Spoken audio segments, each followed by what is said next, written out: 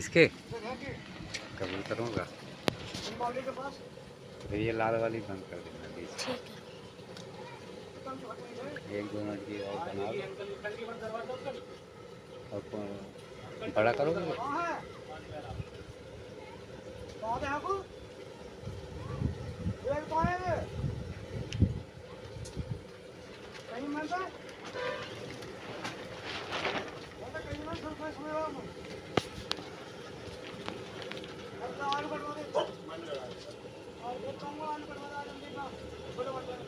छोले बन रहे हैं।